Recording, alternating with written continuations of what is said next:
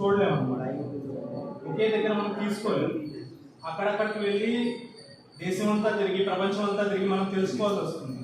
కానీ ఈ spiritual community ఈ వెబ్సైట్ ఏం చేస్తుందంటే గురువులు తమకి ఉన్న జ్ఞానం మొత్తాన్ని దానిలో ప్రొజెక్ట్ చేస్తారు.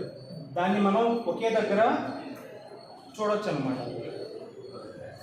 సాధకులు జ్ఞానం మొత్తాన్ని ఒకే దగ్గర తీసుకోవచ్చు. మామూలుగా పూర్వకాలంలో ఎలా గురువులు జ్ఞానాన్ని ఇచ్చేవాళ్ళండి? ఐడియా ఉందా? చాలా మందికి తెలిసే ఉంటుంది, అందరు పెద్దవాళ్ళే కాబట్టి. కొంచెం చిన్నపిల్లలు ఉన్నారు కాబట్టి వాళ్ళకి తెలియదు, నేను చెప్తాను.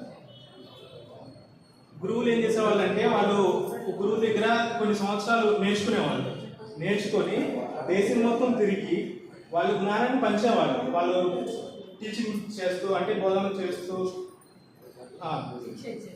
శిక్ష ఇచ్చేవాళ్ళు.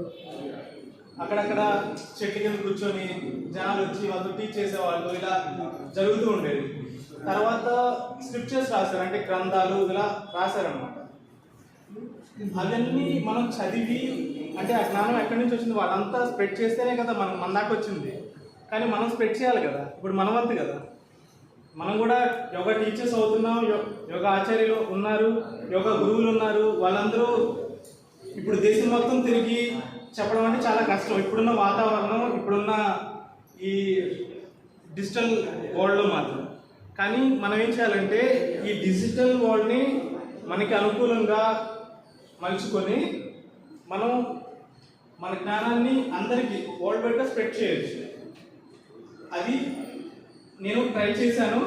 అది మీరు చూడండి, మీకు నచ్చుతుంది. ఒకసారి స్కాన్ చేసి ఉంచారండి. ఒక వెబ్సైట్ వచ్చిందా? ఫస్ట్ ఒక లోడ్ అయిన చోటు చూసారా మీరు? గురువులందరూ వరుసనే వస్తారు. మన గురుజీ గురించి